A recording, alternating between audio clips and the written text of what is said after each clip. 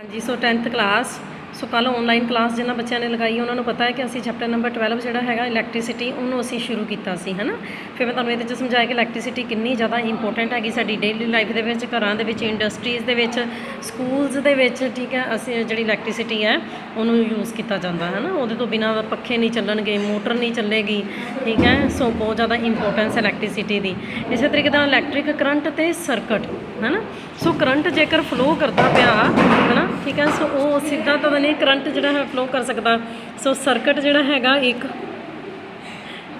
सो circuit के बारे तुहानूं दस्सिया सीगा की लगी हुंदी है, ठीक है। सैल या बैटरी लगी हुंदी है। आ करंट की direction positive to negative, bulb लगा होया, एम मीटर लगा होया। एम मीटर के नाल असीं करंट की मेजरमेंट करते हैं है ना। सो करंट जोड़ा हैगा इहदे विचों दी फ्लो करता पिया, ठीक है। सो करंट बल्ब तक पहुँचेगा, स्विच ऑन हो जाएगा। स्विच की बहुत ज़्यादा इंपोर्टेंस है। तुहाडे अपने घरां दे विच भी स्विच लगे हुए हैं, बल्ब जग पेगा, ठीक है। सो इसदा मतलब कि इहदे विचों दी करंट पास होया है इस बल्ब दे विचों दी, ओके, ठीक है। सो इस तरीके दे नाल करंट जोड़ा है एक्चुअली दे विच, ठीक है। मैं कल भी बच्चों को पूछा सी भी चार्ज, बच्चों ने कहा पॉजिटिव तो नैगेटिव होंदा चार्ज है ना।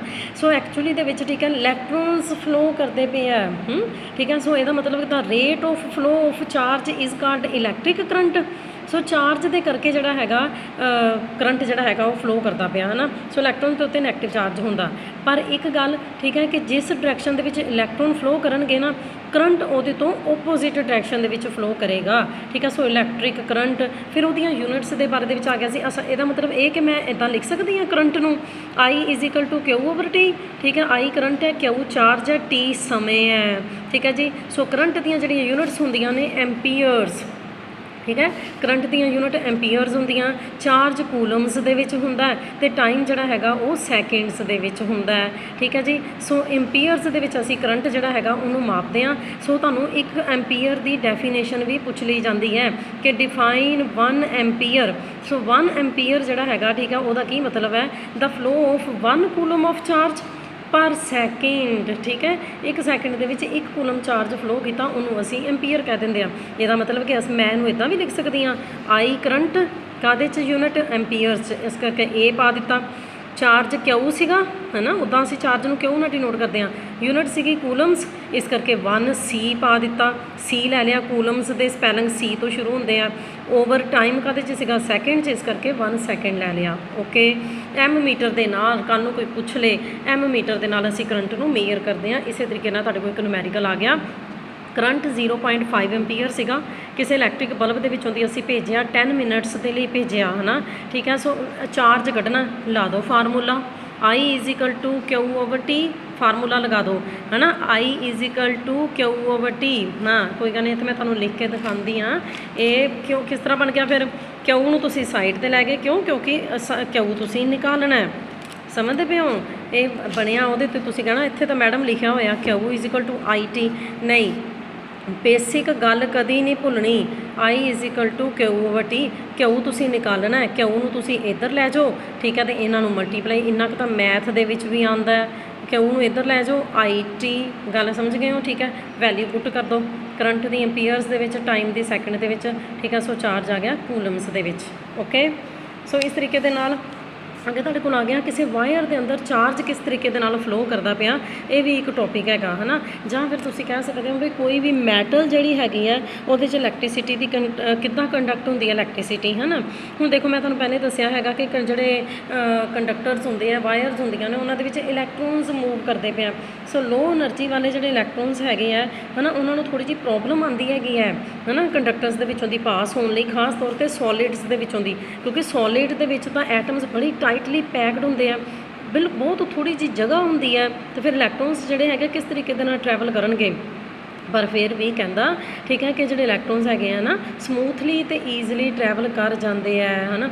इत्थों तक कि वैक्यूम भी तुहानूं पता होना ना, जिथे कुछ भी एयर वगैरह कुछ नहीं होंदी है ना, खाली स्पेस होंदी है, उत्थे भी इलैक्ट्रॉन्स मूव कर सकते हैं। सो इस तरीके दे नाल जिहड़ा इलैक्ट्रॉन्स का मोशन है किसी भी कंडक्टर दे विच, है ना, नैचुरली वो एम्पटी स्पेसिस दे विच, ठीक है, जिहड़ा चार्जिस का जिहड़ा मूवमेंट है वो तो डिफरेंट है। जो किसी भी कंडक्टर दे विच करंट फ्लो करता है ना, ठीक है। सो इलैक्ट्रॉन्स जिहड़े हैगे किस एवरेज ड्रिफ्ट स्पीड के नाल मूव करते हैं।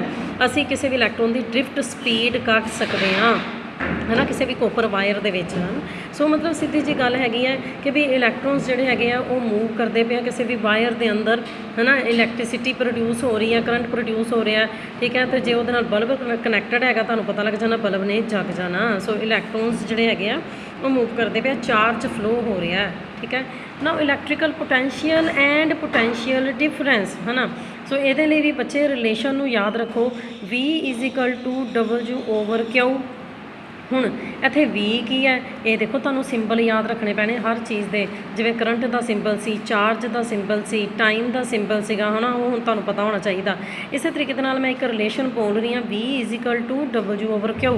ਆਹ ਜਿਸ ਤਰ੍ਹਾਂ ਮੈਂ ਇੱਥੇ ਲਿਖ ਦਿੱਤਾ ਹੈ ਨਾ, ਇੱਦਾਂ ਹੀ ਤੁਸੀਂ ਆਪਣਾ ਇਕੱਠੇ ਕਰ ਕਰਕੇ ਲਿਖੀ ਜਾਣਾ ਹੈਗਾ। ਹਾਂ ਠੀਕ ਹੈ, ਇਸ ਉਹ ਮੈਂ ਹੋਰ ਬੁੱਕ 'ਤੇ ਸੀ ਇਸ ਤਰ੍ਹਾਂ ਆ ਲਿਖਿਆ ਨਾ ਮੈਂ ਇਸ ਤਰ੍ਹਾਂ, I = Q/T, Q ਕੱਢਣਾ, Q = IT, ਠੀਕ ਹੈ। ਸੋ ਇਸੇ ਤਰੀਕੇ ਦੇ ਨਾਲ ਇੱਕ ਰਿਲੇਸ਼ਨ ਬਣ ਗਿਆ, V = W/Q, ਨੰਬਰ 1, ਠੀਕ ਹੈ ਜੀ, ਨੰਬਰ 2 ਅਤੇ ਨੰਬਰ 3। ਇਹ ਇਸ ਤਰੀਕੇ ਦੇ ਨਾਲ ਤੁਸੀਂ ਇਹ ਰਿਲੇਸ਼ਨ ਲਿਖ ਕੇ ਰੱਖਣੇ ਹੈ, ਸਮਝਦੇ ਪਏ ਹੋ। V = W/Q।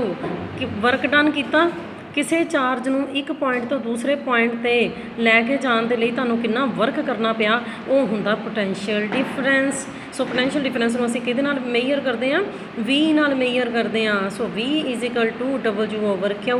ਕਿਸੇ ਚਾਰਜ ਨੂੰ, ਠੀਕ ਹੈ, ਇੱਕ ਪੁਆਇੰਟ ਤੋਂ ਦੂਸਰੇ ਪੁਆਇੰਟ 'ਤੇ ਲੈ ਕੇ ਜਾਣ ਦੇ ਲਈ ਸਾਨੂੰ ਕਿੰਨਾ ਕੰਮ ਕਰਨਾ ਪਿਆ, ਠੀਕ ਹੈ। ਸੋ ਉਹਨੂੰ ਕੀ ਕਹਿੰਦੇ ਆ, ਪੋਟੈਂਸ਼ੀਅਲ ਡਿਫਰੈਂਸ ਕਹਿੰਦੇ ਆ। ਇਹਦੀਆਂ ਵੀ ਹੁਣ ਯੂਨਿਟਸ ਹੁੰਦੀਆਂ, ਬਹੁਤ ਸੌਖੀ ਗੱਲ ਹੈ, ਕੁਛ ਵੀ ਔਖਾ ਨਹੀਂ ਹੈਗਾ। V ਤੋਂ, ਠੀਕ ਹੈ ਨਾ, V ਬਸ ਪੋਟੈਂਸ਼ੀਅਲ ਡਿਫਰੈਂਸ ਦਾ ਸਿੰਬਲ ਯਾਦ ਰੱਖਣਾ, V, ਠੀਕ ਹੈ ਬੱਚੇ। ਸੋ V ਜਿਹੜਾ ਹੁੰਦਾ ਹੈ ਵੋਲਟ।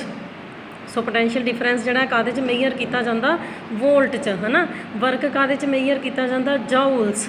ਇਹਨਾਂ ਤਾਂ ਛੋਟੀਆਂ ਕਲਾਸਾਂ 'ਚ ਅਸੀਂ ਪੜ੍ਹਿਆ ਹੋਇਆ, ਆਉਣਾ ਚਾਹੀਦਾ ਤੁਹਾਨੂੰ। ਅਤੇ ਚਾਰਜ ਤੁਹਾਨੂੰ ਪਤਾ ਹੀ ਹੈ, ਕੂਲਮਸ, ਸਮਝਦੇ ਪਏ ਹੋ। ਇਸੇ ਤਰੀਕੇ ਦੇ ਨਾਲ ਤੁਹਾਨੂੰ 1 ਵੋਲਟ ਡਿਫਾਈਨ ਕਰਨ ਵਾਸਤੇ ਕਿਹਾ ਜਾ ਸਕਦਾ, ਠੀਕ ਹੈ। ਸੋ ਦੇਖ ਲਿਆ potential difference V between 2 points, ਵੀ ਕਿਸੇ ਵੀ ਕੰਡਕਟਰ ਦੇ 2 ਸਿਰਿਆਂ ਦੇ ਉੱਤੇ, ਹੈ ਨਾ, ਠੀਕ ਹੈ। ਤੁਸੀਂ ਚਾਰਜ ਇੱਕ ਸਿਰੇ ਤੋਂ ਦੂਸਰੇ ਸਿਰੇ 'ਤੇ ਲੈ ਕੇ ਜਾਣਾ ਹੈ, ਤੁਹਾਨੂੰ ਕਿੰਨਾ ਕੰਮ ਕਰਨਾ ਪਿਆ, ਉਹਨੂੰ ਕਹਿੰਦੇ ਪੋਟੈਂਸ਼ੀਅਲ ਡਿਫਰੈਂਸ। V ਦੇ ਨਾਲ ਡਿਨੋਟ ਕੀਤਾ ਜਾਂਦਾ, ਹੈ ਨਾ, ਠੀਕ ਹੈ। ਸੋ ਵਰਕ ਡਨ ਓਵਰ ਚਾਰਜ, ਠੀਕ ਹੈ, W/Q, ਠੀਕ ਹੈ ਜੀ। ਪੋਟੈਂਸ਼ੀਅਲ ਡਿਫਰੈਂਸ ਦੀ SI ਯੂਨਿਟ ਵੋਲਟ। ਇਹਨਾਂ ਨੇ ਜਿਨ੍ਹਾਂ ਨੇ ਇਹਨਾਂ ਨੂੰ ਡਿਸਕਵਰ ਕੀਤਾ ਹੁੰਦਾ ਹੈ ਨਾ, ਉਹਨਾਂ ਦੇ ਨਾਮ ਤੋਂ ਹੀ ਇਹਨਾਂ ਦੀਆਂ ਯੂਨਿਟਸ ਦਾ ਨਾਮ, ਜਿੱਦਾਂ ਤੁਹਾਨੂੰ ਪਿੱਛੇ ਦੱਸਿਆ ਸੀ ਨਾ, ਐਂਪੀਅਰਸ। ਇਸੇ ਤਰੀਕੇ ਦੇ ਨਾਲ ਐਲਸੈਂਡਰੋ ਵੋਲਟਾ, ਹੈ ਨਾ, ਫਿਜ਼ੀਸ਼ੀਅਨ ਸੀਗਾ ਇੱਕ, ਹੈ ਨਾ। ਸੋ ਉਹਨਾਂ ਦੇ ਨਾਮ ਦੇ ਉੱਤੇ ਹੀ ਇਹਦੀਆਂ ਯੂਨਿਟਸ ਬਣ ਗਈਆਂ ਵੋਲਟ, ਠੀਕ ਹੈ।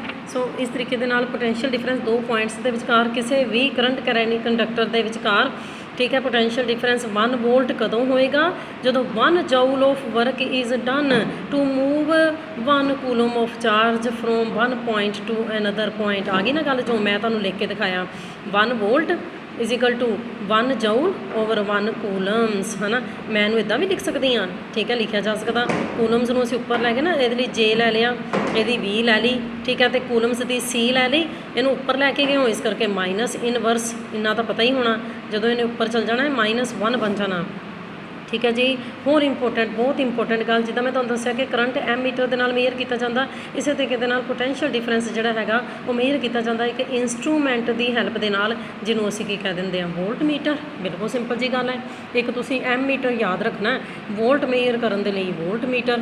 ਹਮੇਸ਼ਾ ਹੀ ਵੋਲਟ ਮੀਟਰ ਨੂੰ ਪੈਰਲਲ ਦੇ ਵਿੱਚ ਲਗਾਇਆ ਜਾਂਦਾ ਹੈ, ਸਮਝਦੇ। ਇਹ ਮੈਂ ਤੁਹਾਨੂੰ ਦੱਸਾਂਗੀ, ਹੈ ਨਾ, ਵੀ ਸੀਰੀਜ਼ 'ਚ ਲਗਾਉਂਦੇ ਹਾਂ ਕਿ ਪੈਰਲਲ 'ਚ ਲਗਾਉਂਦੇ ਹਾਂ ਕਿਸੇ ਵੀ ਬਿਜਲੀ ਦੇ ਇੰਸਟਰੂਮੈਂਟ ਨੂੰ ਅਸੀਂ, ਹੈ ਨਾ, ਠੀਕ ਹੈ। ਸੋ ਇਹ ਬਹੁਤ ਇੰਪੋਰਟੈਂਟ 2 ਅਰੇਂਜਮੈਂਟਸ ਹੈਗੇ ਆ, ਸੀਰੀਜ਼ ਅਤੇ ਪੈਰਲਲ, ਓਕੇ, ਸਮਝ ਗਏ ਇਸ ਗੱਲ ਨੂੰ। ਇਸੇ ਤਰੀਕੇ ਦੇ ਨਾਲ ਨੂਮੈਰੀਕਲ ਕਰ ਲਈਏ, ਇੱਕ ਕਿੰਨਾ ਵਰਕ ਕਰਨਾ ਪਿਆ ਜਦੋਂ ਤੁਸੀਂ 2 ਕੂਲਮ ਆਫ ਚਾਰਜ ਨੂੰ ਮੂਵ ਕਰਨਾ ਸੀ 2 ਪੁਆਇੰਟਸ ਦੇ ਵਿਚਕਾਰ, ਜਦੋਂ ਪੋਟੈਂਸ਼ੀਅਲ ਡਿਫਰੈਂਸ ਕਿੰਨਾ ਸੀਗਾ, 12V, ਸਮਝਦੇ ਪਏ ਹੋ, ਠੀਕ ਹੈ। ਸੋ ਜਦੋਂ V, ਹਾਂ, ਤੁਹਾਨੂੰ ਚਾਰਜ ਕਿੰਨਾ ਦਿੱਤਾ ਹੋਇਆ, ਹੁਣ ਤੁਹਾਨੂੰ ਪਤਾ, ਤੁਹਾਨੂੰ ਰਿਲੇਸ਼ਨਸ਼ਿਪ ਪਤਾ ਸੀ V ਦਾ ਰਿਲੇਸ਼ਨਸ਼ਿਪ ਕੀ ਸੀ ਭਲਾ, ਠੀਕ ਹੈ, ਕੀ ਸੀ, V = W/Q। ਕਹਿੰਦਾ W ਕੱਢਣਾ ਹੈ, W ਤੁਸੀਂ ਨਿਕਾਲਣਾ, ਫਿਰ ਉਹੀ ਗੱਲ, VQ ਵੈਲਿਊ ਦਿੱਤੀਆਂ ਹੋਈਆਂ ਨੇ। V ਦੀ ਕਿੰਨੀ ਦਿੱਤੀ ਹੈ, 12 ਵੋਲਟ, ਚਾਰਜ ਕਿੰਨਾ ਦਿੱਤਾ ਹੋਇਆ, 2 ਕੂਲਮਸ, 24 ਜੂਲ, ਵਰਕ ਡਨ ਕਿੰਨਾ ਹੋ ਗਿਆ, 24 ਜੂਲ, ਹੋ ਗਿਆ। ਇਸੇ ਤਰੀਕੇ ਦੇ ਨਾਲ ਸਰਕਟ ਡਾਇਗਰਾਮ, ਸਰਕਟ ਮੈਂ ਤੁਹਾਨੂੰ ਦਿਖਾਈ ਹੈ, ਸਰਕਟ ਡਾਇਗਰਾਮ ਇਹਨੂੰ ਕਹਿੰਦੇ ਆ, ਸਰਕਟ ਡਾਇਗਰਾਮ। ਸੋ ਇਹਦੇ ਵਿੱਚ ਬਹੁਤ ਸਾਰੇ ਸਿੰਬਲਸ ਯੂਜ਼ ਕੀਤੇ ਜਾਂਦੇ ਆ। ਸਰਕਟ ਬਣੇਗਾ, ਸਾਡੇ ਘਰਾਂ ਦੇ ਵਿੱਚ ਵੀ ਸਰਕਟ ਹੈ। ਇੱਕ ਵੀ ਬ੍ਰੇਕ ਆ ਗਈ ਨਾ ਸਰਕਟ ਦੇ ਵਿੱਚ ਤਾਂ ਇਲੈਕਟ੍ਰੀਸਿਟੀ ਜਿਹੜੀ ਹੈਗੀ ਉਹਨੇ ਫਲੋ ਨਹੀਂ ਕਰਨਾ, ਹਾਂ ਠੀਕ ਹੈ ਨਾ। ਸੋ ਇਸ ਤਰੀਕੇ ਦੇ ਨਾਲ ਕਰੰਟ ਤੇ ਫਲੋ ਕਰਨ ਦੇ ਲਈ ਇੱਕ ਕਲੋਜ਼ ਪਾਥ, ਮੈਂ ਡੈਫੀਨੇਸ਼ਨ ਵੀ ਤੁਹਾਨੂੰ ਬੋਲ ਕੇ ਦਿਖਾਈ ਸੀ, ਠੀਕ ਹੈ। ਸੋ ਇਹਦਾ ਮਤਲਬ ਕਿ ਸਰਕਟ ਕੀ ਹੈ, ਇੱਕ ਕਲੋਜ਼ਡ ਪਾਥ ਹੈਗਾ, ਇੱਕ ਪੂਰਾ ਬੰਦ ਰਸਤਾ ਹੈਗਾ ਜਿਹਦੇ ਵਿੱਚੋਂ ਕਰੰਟ ਫਲੋ ਕਰਦਾ ਪਿਆ। ਤੇ ਸਰਕਟ ਡਾਇਗਰਾਮ ਦੇ ਵਿੱਚ ਬਹੁਤ ਸਾਰੇ ਸਿੰਬਲ ਹੁੰਦੇ ਆ। ਅੱਜ ਤੋਂ 3-4 ਸਾਲ ਪਹਿਲਾਂ ਇਹ ਪੰਜਾਬ ਬੋਰਡ ਦੇ ਕੁਐਸਚਨ ਬਣ ਕੇ ਆਉਣੇ ਸ਼ੁਰੂ ਹੋ ਗਏ 1 ਮਾਰਕਸ ਦੇ ਵਿੱਚ, ਹੈ ਨਾ, ਠੀਕ ਹੈ। ਵੀ ਸੈੱਲ ਦਾ ਸਿੰਬਲ ਦੱਸੋ, ਬੈਟਰੀ ਦਾ ਸਿੰਬਲ ਦੱਸੋ, ਜਾਂ ਫਿਰ ਸਿੰਬਲ ਦੇ ਦਿੱਤਾ ਜਾਂਦਾ ਹੈ ਤੇ ਪੁੱਛਿਆ ਜਾਂਦਾ ਹੈ ਕਿ ਇਹ ਕਿਸ ਚੀਜ਼ ਦਾ ਸਿੰਬਲ ਹੈ। ਇੱਕ ਚੀਜ਼ ਇੱਕ ਪਾਸੇ ਨਹੀਂ ਨਾ ਰੱਟਾ ਲਗਾ ਲੈਣਾ, ਹਰ ਪਾਸੇ ਅਸੀਂ ਦੇਖ ਕੇ ਚੱਲਣਾ ਹੈਗਾ। ਇਲੈਕਟ੍ਰਿਕ ਸੈੱਲ, ਇਲੈਕਟ੍ਰਿਕ ਸੈੱਲ ਦਾ ਸਿੰਬਲ ਕੀ ਹੁੰਦਾ ਹੈ, ਠੀਕ ਹੈ ਜੀ। ਇੱਕ ਲਾਈਨ ਵੱਡੀ, ਇੱਕ ਲਾਈਨ ਛੋਟੀ, ਪੋਜ਼ਿਟਿਵ ਨੈਗੇਟਿਵ। ਬੈਟਰੀ, ਠੀਕ ਹੈ। ਇਹ ਕੀ ਹੈ, ਸਰਕਟ ਡਾਇਗਰਾਮ ਦੇ ਬਹੁਤ ਸਾਰੇ ਕੰਪੋਨੈਂਟਸ, ਇਹਨਾਂ ਸਾਰੀਆਂ ਚੀਜ਼ਾਂ ਦਾ ਬਣਿਆ ਹੁੰਦਾ ਸਰਕਟ। ਬੈਟਰੀ ਬਹੁਤ ਸਾਰੇ ਸੈੱਲ ਮਿਲ ਕੇ ਬਣਾਉਂਦੇ ਆ battery. Combination of cells, battery ਕੀ ਹੈ, ਕੰਬੀਨੇਸ਼ਨ ਆਫ ਸੈੱਲਸ ਹੈ, ਇੱਕ ਸੈੱਲ ਬਹੁਤ ਸਾਰੇ ਸੈੱਲ ਦਾ combination, okay. Plug key, open, ਹੈ ਨਾ। ਇੱਥੇ ਇਹ ਕੀ ਹੈ, ਜਦੋਂ ਖਾਲੀ ਬ੍ਰੈਕਟ ਹੈ ਵਿੱਚ ਕੁਝ ਨਹੀਂ ਹੈ, ਇਹ ਓਪਨ ਹੈ। ਇਹ ਕੀ ਹੈ, ਓਪਨ ਹੈ। ਇਹ ਕੀ ਹੈ, ਪਲੱਗ ਕੀ, ਕਲੋਜ਼ਡ ਹੈ। ਸਵਿਚ ਆਫ ਹੈ, ਇੱਥੇ ਬਿੰਦੂ ਪਾਤਾ ਨਾ ਸੈਂਟਰ 'ਚ, ਠੀਕ ਹੈ। ਅਤੇ ਕੀ ਕਲੋਜ਼ਡ ਹੈ, ਇੱਥੇ ਓਪਨ ਹੈ, ਠੀਕ ਹੈ। ਅੱਛਾ, ਇਹਨਾਂ ਨੂੰ ਨਾ ਇੱਦਾਂ ਵੀ ਦਿਖਾਇਆ ਜਾਂਦਾ, ਇਹ ਵੀ ਧਿਆਨ ਰੱਖਿਓ। ਆਹ ਵਾਲਾ ਸਿੰਬਲ ਵੀ ਜਿਹੜਾ ਹੈ ਨਾ ਓਪਨ ਕੀ ਦੇ ਲਈ ਹੁੰਦਾ, ਠੀਕ ਹੈ। ਇਸੇ ਤਰੀਕੇ ਦੇ ਨਾਲ ਆਹ ਜਿਹੜਾ ਹੈਗਾ ਇਹ ਕਲੋਜ਼ਡ ਕੀ ਦੇ ਲਈ ਇਹ ਵੀ ਸਿੰਬਲ ਹੁੰਦੇ ਆ। ਇੱਕ ਆ, ਠੀਕ ਹੈ, ਬ੍ਰੈਕਟ ਪਾ ਕੇ, ਖਾਲੀ ਬ੍ਰੈਕਟ ਪਾ ਕੇ ਵਿੱਚ ਡੋਟ, ਆਹ ਓਪਨ ਸਰਕਟ ਹੈ, ਇਹ ਕਲੋਜ਼ਡ ਸਰਕਟ ਹੈ। ਕੀ, ਸਵਿਚ ਓਪਨ ਹੈ, ਸਵਿਚ ਕਲੋਜ਼ਡ ਹੈ, ਓਕੇ। ਆ ਵਾਇਰ ਜੁਆਇੰਟ, ਆ ਵਾਇਰ ਜੁਆਇੰਟ, ਠੀਕ ਹੈ ਜੀ। ਵਾਇਰ ਕਰੋਸਿੰਗ, ਇਹ ਕੀ ਦਿਖਾਈ ਹੈ ਸਰਕਟ ਦੇ ਅੰਦਰ, ਵਾਇਰਸ ਦੀ crossing without joining, okay. Electric bulb, bulb ਦਾ ਸਿੰਬਲ ਸਾਰੇ ਬੱਚਿਆਂ ਨੂੰ ਪਤਾ ਹੀ ਹੋਣਾ ਹੈ। Resistors, resistor of resistance R, ਇਹ ਰਜਿਸਟਰ ਉਹ ਨਹੀਂ ਹੈਗੇ ਜਿਹੜੇ ਤੁਸੀਂ ਲਿਖਣ ਵਾਸਤੇ ਰਜਿਸਟਰ ਯੂਜ਼ ਕਰਦੇ ਹੋ, ਠੀਕ ਹੈ ਜੀ। ਸੋ ਇਹ ਰਜਿਸਟਰਸ, ਆਹ ਰਜਿਸਟਰ, ਇੱਦਾਂ ਦੇ ਸਿੰਬਲ ਦਾ ਰਜਿਸਟਰ ਹੁੰਦਾ ਸਰਕਟ ਦੇ ਵਿੱਚ। ਜਦੋਂ ਆਫਲਾਈਨ ਕਲਾਸਾਂ 'ਚ ਆਓਗੇ ਤੁਹਾਨੂੰ ਫਿਜ਼ਿਕਸ ਦੀ ਲੈਬ ਦੇ ਵਿੱਚ ਲਿਜਾ ਕੇ ਦਿਖਾ ਦਾਂਗੇ, ਓਕੇ। ਸੋ ਸਰਕਟ ਦੇ ਵਿੱਚ ਇੱਦਾਂ ਦੇ ਰਜਿਸਟਰਸ, ਕਿਉਂ, ਕਿਉਂਕਿ ਥੋੜ੍ਹੀ ਬਹੁਤੀ ਰੁਕਾਵਟ ਵੀ ਤਾਂ ਲੈ ਕੇ ਆਉਣੀ ਹੈ। ਹਰ ਵੇਲੇ ਥੋੜ੍ਹੀ ਕਰੰਟ ਜਿਹੜਾ ਲਗਾਤਾਰ ਫਲੋ ਕਰਦਾ ਰਹੇਗਾ, ਠੀਕ ਹੈ। ਥੋੜ੍ਹੀ ਬਹੁਤੀ ਰਜਿਸਟੈਂਸ ਹੋਣੀ ਚਾਹੀਦੀ ਹੈ ਨਾ। ਵੇਰੀਏਬਲ ਰਜਿਸਟੈਂਸ, ਰਿਓਸਟੈਟ, ਸਰਕਟ ਦੇ ਵਿੱਚ ਰਜਿਸਟੈਂਸ ਵੇਰੀ ਵੀ ਕਰਦੀ ਰਹਿੰਦੀ ਹੈ। ਦੇਖਿਆ, ਸਿੰਪਲ ਰਜਿਸਟੈਂਸ ਇੱਦਾਂ ਦੀ ਸੀ, ਵੇਰੀਏਬਲ ਕਿੱਦਾਂ ਦੀ, ਐਰੋ ਲਗਾਤਾ ਜਾਂ ਇੱਧਰ ਨੂੰ ਐਰੋ ਲਗਾਤਾ, ਓਕੇ, ਠੀਕ ਹੈ। ਐਮਮੀਟਰ ਸਮਝਾਇਆ ਸੀ ਕਿ ਨਹੀਂ, ਐਮਮੀਟਰ ਦੇ ਨਾਲ ਅਸੀਂ ਕਰੰਟ ਮੇਜਰ ਕਰਦੇ ਹਾਂ, ਪੋਜ਼ਿਟਿਵ ਨੈਗੇਟਿਵ। ਵੋਲਟਮੀਟਰ, ਵੋਲਟ ਮੇਜਰ ਕਰਦੇ ਹਾਂ, ਪੋਟੈਂਸ਼ੀਅਲ ਡਿਫਰੈਂਸ ਮੇਜਰ ਕਰਦੇ ਹਾਂ, ਪੋਜ਼ਿਟਿਵ ਨੈਗੇਟਿਵ ਵੀ ਲਾਤਾ, ਓਕੇ। ਬਹੁਤ ਇੰਪੋਰਟੈਂਟ 5 ਮਾਰਕਸ ਦਾ ਕੁਐਸਚਨ ਆ ਗਿਆ ਤੁਹਾਡੇ ਕੋਲ ਹੁਣ, ਓਹਮਜ਼ ਲਾ, ਹੈ ਨਾ, ਠੀਕ ਹੈ। ਹੁਣ ਕਹਿੰਦਾ ਕਿ ਜੇਕਰ ਅਸੀਂ ਰਿਲੇਸ਼ਨਸ਼ਿਪ ਦੇਖਣਾ ਚਾਹੁੰਦੇ ਹਾਂ ਕਿਹਦੇ ਵਿਚਕਾਰ, ਪੋਟੈਂਸ਼ੀਅਲ ਡਿਫਰੈਂਸ ਦੇ ਵਿਚਕਾਰ, ਹੈ ਨਾ। ਕਿਸੇ ਕੰਡਕਟਰ ਦੇ ਅਕਰੋਸ ਪੋਟੈਂਸ਼ੀਅਲ ਡਿਫਰੈਂਸ ਕਿੰਨਾ ਹੈ, ਅਤੇ ਕਰੰਟ ਦੇ ਵਿਚਕਾਰ ਪਤਾ ਤੁਹਾਨੂੰ symbol, potential difference the symbol V, current the symbol I, ਠੀਕ ਹੈ। ਤਾਂ ਉਹਦੇ ਲਈ ਕੀ ਹੈ, ਓਹਮਜ਼ ਲਾ ਅਸੀਂ ਦੇਖਣਾ। ਓਹਮਜ਼ ਸਾਇੰਟਿਸਟ ਦਾ ਹੀ ਨਾਮ ਸੀ, ਬਹੁਤ ਇੰਪੋਰਟੈਂਟ। ਮੈਨੂੰ ਲੱਗਦਾ ਕਿ ਤੁਸੀਂ ਆਪਣੇ ਪੇਰੈਂਟਸ ਨੂੰ ਵੀ ਪੁੱਛ ਕੇ ਦੇਖ ਲਿਓ, ਉਹਨਾਂ ਨੇ ਵੀ ਪੜ੍ਹਿਆ ਹੋਣਾ 10th ਕਲਾਸ 'ਚ ਓਹਮਜ਼ ਲਾ, ਇੰਨਾ ਪੁਰਾਣਾ ਹੈ। ਸੋ ਇਸੇ ਤਰੀਕੇ ਨਾਲ ਤੁਹਾਨੂੰ ਕੋਈ ਐਕਟੀਵਿਟੀ ਵੀ ਦਿਖਾ ਰਹੀ ਹੈ, ਹੈ ਨਾ। ਐਮ ਮੀਟਰ ਹੈ, ਇੱਕ ਵੋਲਟ ਮੀਟਰ ਹੈਗਾ, ਉਹਦੀ ਵੋਲਟ ਇੰਨੀ ਹੈ, ਠੀਕ ਹੈ। ਐਮ ਮੀਟਰ ਜਿਹੜਾ ਹੈਗਾ, ਠੀਕ ਹੈ। ਸੋ 0.5 ਐਮ, ਹੈ ਨਾ, ਉਹਦੀ ਲੰਬਾਈ ਹੈ, XY ਹੈ ਜਿੱਦਾਂ ਕਿ, ਹੈ ਨਾ, ਠੀਕ ਹੈ। ਸੋ ਇਹਦੇ ਵਿੱਚ ਤੁਸੀਂ ਇਹਨੂੰ ਹੁਣ ਦੇਖੋ, ਇਲੈਕਟ੍ਰਿਕ ਸਰਕਟ ਹੈਗਾ, ਸਟੱਡੀ ਕਰਨ ਦੇ ਲਈ ਓਹਮਜ਼ ਲਾ, ਹੈ ਨਾ। ਆ ਦੇਖੋ ਬਹੁਤ ਸਾਰੇ ਵੋਲਟ ਮੀਟਰ ਲਗਾਏ ਹੋਏ ਆ, ਵੀ ਪੋਜ਼ਿਟਿਵ ਨੈਗੇਟਿਵ। ਐਮ ਮੀਟਰ ਕੀ, ਠੀਕ ਹੈ। ਸੋ ਵੋਲਟ ਮੀਟਰ ਹੈਗਾ, ਪੋਜ਼ਿਟਿਵ ਅਤੇ ਨੈਗੇਟਿਵ। ਇਹ ਰਜਿਸਟੈਂਸ ਲਗਾਈ ਹੋਈ ਹੈ ਨਾ, ਇਹ ਕੀ ਲਿਖਾਇਆ ਹੋਇਆ, ਰਜਿਸਟਰ, ਠੀਕ ਹੈ। ਸੋ ਇਹ ਐਮ ਮੀਟਰ ਹੈਗਾ, ਇਹ ਵੋਲਟ, ਬਹੁਤ ਸਾਰੇ ਵੋਲਟ ਮੀਟਰ ਲਗਾਏ ਹੋਏ ਆ, ਰਜਿਸਟੈਂਸ, ਠੀਕ ਹੈ। ਸੋ ਇਹ ਸੈੱਲ ਹੈ, ਆਹ ਇਹ ਵੋਲਟ ਮੀਟਰ, ਇਹ ਸੈੱਲ ਲਗਾਇਆ ਨਾ, ਹਰ ਇੱਕ ਦਾ ਆਪਣਾ ਆਪਣਾ ਪੋਟੈਂਸ਼ੀਅਲ ਡਿਫਰੈਂਸ ਹੈਗਾ, ਠੀਕ ਹੈ। ਸੋ ਕੀ ਕਹਿੰਦਾ ਕਿ ਇੱਕ ਸੈੱਲ ਨੂੰ ਯੂਜ਼ ਕਰੋ ਸਰਕਟ ਦੇ ਵਿੱਚ, ਰੀਡਿੰਗ ਨੋਟ ਕਰੋ। ਐਮ ਮੀਟਰ ਦੇ ਵਿੱਚ ਕਰੰਟ ਦੀ ਕਿੰਨੀ ਰੀਡਿੰਗ ਸੀਗੀ, ਵੋਲਟ ਮੀਟਰ ਦੇ ਵਿੱਚ ਪੋਟੈਂਸ਼ੀਅਲ ਡਿਫਰੈਂਸ ਦੀ ਰੀਡਿੰਗ ਨੋਟ ਕਰੋ, ਠੀਕ ਹੈ। ਜਿਹੜੀ ਵਾਇਰ ਹੈਗੀ ਨਾ ਐਕਸ ਤੇ ਵਾਈ, ਆ ਐਕਸ ਵਾਈ ਵਾਇਰ, ਠੀਕ ਹੈ, ਕਿਹੜੇ ਮਟੀਰੀਅਲ ਦੀ ਬਣੀ ਹੋਈ ਹੈ? ਨਾਈਕਰੋਮ ਮਟੀਰੀਅਲ ਹੋਏਗਾ, ਜਿਵੇਂ ਕੋਪਰ ਹੁੰਦਾ, ਐਲੂਮੀਨੀਅਮ ਹੁੰਦਾ, ਨਾਈਕਰੋਮ ਦੀ ਬਣੀ ਹੋਈ ਹੈ, ਠੀਕ ਹੈ। ਅੱਛਾ, ਫਿਰ ਕੀ ਕਰੋ? ਸਰਕਟ ਦੇ ਵਿੱਚ 2 ਸੈੱਲ ਕਨੈਕਟ ਕਰ ਦਿਓ। ਐਮ ਮੀਟਰ ਦੇ ਵਿੱਚ ਇਹਨਾਂ ਦੀ ਰੀਡਿੰਗ ਦੇਖੋ, ਵੋਲਟ ਮੀਟਰ ਦੇ ਵਿੱਚ ਇਹਨਾਂ ਦੀ ਰੀਡਿੰਗ ਦੇਖੋ, ਹੈ ਨਾ। ਪੋਟੈਂਸ਼ੀਅਲ ਡਿਫਰੈਂਸ ਸਾਰਾ ਨੋਟ ਕਰੋ। ਇੱਥੋਂ ਪੋਟੈਂਸ਼ੀਅਲ ਡਿਫਰੈਂਸ ਦੀ ਰੀਡਿੰਗ ਦੇਖਣੀ ਹੈ, ਇੱਥੋਂ ਕਰੰਟ ਦੀ ਦੇਖਣੀ ਹੈ ਨਾ, ਠੀਕ ਹੈ। ਸੋ ਰੀਡਿੰਗ ਨੂੰ ਨੋਟ ਕਰੋ, ਰਿਪੀਟ ਕਰਦੇ ਰਹੋ। 3 ਸੈੱਲ ਲੈ ਲਓ, ਹੁਣ 4 ਸੈੱਲ ਲੈ ਲਓ। ਹਰ ਵਾਰੀ ਤੁਸੀਂ ਸੈੱਲ ਜਿਹੜੇ ਆ ਵਧਾਈ ਜਾ ਰਹੇ ਹੋ। ਇੱਕ ਸੈੱਲ ਦੇ ਨਾਲ ਤੁਸੀਂ ਦੇਖਿਆ ਕਿੰਨਾ ਸਰਕਟ ਦੇ ਵਿੱਚੋਂ ਦੀ ਕਰੰਟ ਫਲੋ ਕੀਤਾ ਤੇ ਪੋਟੈਂਸ਼ੀਅਲ ਡਿਫਰੈਂਸ, 2 ਸੈੱਲ ਦੇ ਨਾਲ, 3 ਸੈੱਲ ਦੇ ਨਾਲ, 4 ਸੈੱਲ ਦੇ ਨਾਲ, ਇਸ ਤਰੀਕੇ ਦੇ ਨਾਲ ਇੱਥੇ ਵੈਲਿਊ ਪੁੱਟ ਕਰੀ ਜਾਓ, ਹੈ ਨਾ। ਕਿੰਨੀ ਵਾਰੀ ਤੁਸੀਂ ਸੈੱਲ, ਪਹਿਲੀ ਵਾਰੀ ਕਿੰਨੇ ਯੂਜ਼ ਕੀਤੇ, ਦੂਜੀ ਵਾਰੀ ਕਿੰਨੇ, ਹੈ ਨਾ। ਫਿਰ ਨਾਈਕਰੋਮ ਵਾਇਰ ਦੇ ਵਿੱਚੋਂ ਦੀ ਤੁਸੀਂ ਕਰੰਟ ਨੋਟ ਕਰੋ, ਪੋਟੈਂਸ਼ੀਅਲ ਡਿਫਰੈਂਸ ਨੋਟ ਕਰੋ, ਤੇ ਵੋਲਟ ਓਵਰ ਐਂਪੀਅਰ ਰੇਸ਼ੋ ਕੱਢ ਲਓ ਪੋਟੈਂਸ਼ੀਅਲ ਡਿਫਰੈਂਸ ਤੇ ਕਰੰਟ ਦੀ। ਪਹਿਲਾਂ ਤੁਸੀਂ ਮੀਟਰਸ ਤੋਂ ਕਰੰਟ ਤੇ ਵੋਲਟ, ਠੀਕ ਹੈ ਨਾ, ਇਹਨਾਂ ਨੂੰ ਤੁਸੀਂ ਨੋਟ ਕਰ ਲਿਆ। ਫਿਰ ਇਹਨਾਂ ਦੀ ਰੇਸ਼ੋ ਕੱਢ ਲਓ। ਗ੍ਰਾਫ ਡਰਾ ਕਰਾਂਗੇ ਅਸੀਂ, ਇੱਕ ਪਾਸੇ V, ਇੱਕ ਪਾਸੇ I। V ਕੌਣ ਹੈ? Potential difference. I ਕੌਣ ਹੈ? ਕਰੰਟ। ਜਦੋਂ ਅਸੀਂ ਗ੍ਰਾਫ ਡਰਾ ਕੀਤਾ, ਵੈਲਿਊਜ਼ ਲੈਣੀਆਂ, ਗ੍ਰਾਫ ਸਟ੍ਰੇਟ ਲਾਈਨ ਆਇਆ। ਇਹ ਵੀ ਤੁਸੀਂ ਬਣਾਉਣਾ ਹੁੰਦਾ ਹੈ, ਮੈਂ ਤੁਹਾਨੂੰ ਕੁਐਸਚਨ ਭੇਜਾਂਗੀ। ਓਹਮਜ਼ ਲਾ ਦੇ ਵਿੱਚ ਅਸੀਂ ਗ੍ਰਾਫ ਡਰਾ ਕੀਤਾ, ਇੱਕ ਪਾਸੇ ਪੋਟੈਂਸ਼ੀਅਲ ਡਿਫਰੈਂਸ, ਇੱਕ ਪਾਸੇ ਕਰੰਟ ਲਿਆ। ਅਸੀਂ ਇਹ ਦੇਖਿਆ, ਕਹਿੰਦਾ ਇਸ ਐਕਟੀਵਿਟੀ ਦੇ ਵਿੱਚ ਅਸੀਂ ਕੀ ਦੇਖਿਆ? ਸੇਮ ਵੈਲਿਊ ਆਈ ਹੈ ਹਰ ਵਾਰੀ V/I ਦੀ। ਇਹਦਾ ਮਤਲਬ ਇਹ VI ਗ੍ਰਾਫ ਜਿਹੜਾ ਹੈਗਾ ਤਾਂ ਹੀ ਸਟ੍ਰੇਟ ਲਾਈਨ ਆਇਆ ਹੈ ਨਾ। ਦੋਨੋਂ ਇੱਕ ਜਿਹੀਆਂ ਹੀ ਵੈਲਿਊਜ਼ ਹੈਗੀਆਂ ਨੇ ਤਕਰੀਬਨ, ਇਸੇ ਕਰਕੇ ਸਟ੍ਰੇਟ ਲਾਈਨ ਆਇਆ ਸ਼ੁਰੂ ਤੋਂ ਲੈ ਕੇ। ਤੇ ਜੇਕਰ ਅਸੀਂ V/I ਦੀ ਰੇਸ਼ੋ ਦੇਖੀਏ ਨਾ, ਕੌਨਸਟੈਂਟ ਹੈ। ਇਹਦਾ ਮਤਲਬ V/I ਦੀ ਰੇਸ਼ੋ ਕੀ ਬਣ ਗਈ? ਕੌਨਸਟੈਂਟ ਬਣ ਗਈ। 1827 ਦੇ ਵਿੱਚ ਜਰਮਨ ਦੇ ਫਿਜ਼ਿਸਟ ਸੀਗੇ ਜਿਓਰਜ ਸਾਈਮਨ ਓਹਮ। ਮੈਂ ਕਿਹਾ ਸੀ ਨਾ, ਸਾਇੰਟਿਸਟ ਦੇ ਡਿਸਕਵਰਰ ਦੇ ਨਾਮ ਤੋਂ ਹੀ ਇਹਦਾ ਨਾਮ ਪੈ ਗਿਆ। ਉਹਨੇ ਦੇਖਿਆ ਕਿ ਕਰੰਟ ਆਈ ਜਦੋਂ ਕਿਸੇ ਵਾਇਰ ਦੇ ਵਿੱਚੋਂ ਦੀ ਫਲੋ ਕਰਦਾ ਹੈ, ਠੀਕ ਹੈ, ਤੇ ਕਰੰਟ ਦੇ ਵਿਚਕਾਰ ਤੇ ਪੋਟੈਂਸ਼ੀਅਲ ਡਿਫਰੈਂਸ ਦੇ ਵਿਚਕਾਰ ਆਪਸ ਦੇ ਵਿੱਚ ਕੀ ਹੁੰਦਾ ਹੈ? ਰਿਲੇਸ਼ਨਸ਼ਿਪ ਹੁੰਦਾ ਹੈ, ਤੇ ਟੈਂਪਰੇਚਰ ਰਿਮੇਨ ਸੇਮ ਰਹਿੰਦਾ। ਇਹਨੂੰ ਕਹਿੰਦੇ ਆ ਓਹਮਜ਼ ਲਾ। ਇਹਦਾ ਮਤਲਬ ਇਹ, ਮੈਂ ਇਹ ਗੱਲ ਕਹਿ ਸਕਦੀ ਹਾਂ ਕਿ V directly proportional to I, ਕਿਉਂਕਿ ਅਸੀਂ ਕਿਹਾ, ਠੀਕ ਹੈ, ਕਰੰਟ ਤੇ ਪੋਟੈਂਸ਼ੀਅਲ ਡਿਫਰੈਂਸ ਦੇ ਵਿਚਕਾਰ ਰਿਲੇਸ਼ਨ ਹੈ। V directly proportional to I। ਅੱਛਾ, ਮੈਂ ਇਹਨੂੰ ਇੱਦਾਂ ਵੀ ਲਿਖ ਸਕਦੀ ਹਾਂ, V/I ਇਜ਼ ਇਕੁਅਲ ਟੂ ਕੌਨਸਟੈਂਟ, ਹੈ ਨਾ, ਕਿਉਂਕਿ ਦੋਨੋਂ ਦੀ ਵੈਲਿਊ ਸੇਮ ਆ ਰਹੀ ਸੀ, ਦੋਨੋਂ ਕੌਨਸਟੈਂਟ ਹੋ ਗਏ। ਅੱਛਾ, ਕੌਨਸਟੈਂਟ ਦੇ ਲਈ ਮੈਂ R ਯੂਜ਼ ਕਰ ਸਕਦੀ ਹਾਂ, ਠੀਕ ਹੈ। ਸੋ ਇਸ ਕਰਕੇ ਅਸੀਂ ਇਹਨੂੰ ਇਸ ਤਰੀਕੇ ਦੇ ਨਾਲ ਵੀ ਕਹਿ ਸਕਦੇ ਹਾਂ, ਠੀਕ ਹੈ। ਸੋ ਇਹ V directly proportional to I ਸੀ ਨਾ, ਤੇ ਜੇਕਰ ਅਸੀਂ ਆ ਪ੍ਰੋਪੋਰਸ਼ਨਲ ਵਾਲਾ ਸਾਈਨ ਹਟਾ ਦਈਏ ਨਾ, ਤੇ ਅਸੀਂ ਇਹਨੂੰ V is equal to IR ਵੀ ਲਿਖ ਸਕਦੇ ਹਾਂ। ਬਹੁਤ ਇੰਪੋਰਟੈਂਟ ਰਿਲੇਸ਼ਨਸ਼ਿਪ ਹੈ ਓਹਮਜ਼ ਲਾ ਦੇ ਵਿੱਚ, ਠੀਕ ਹੈ।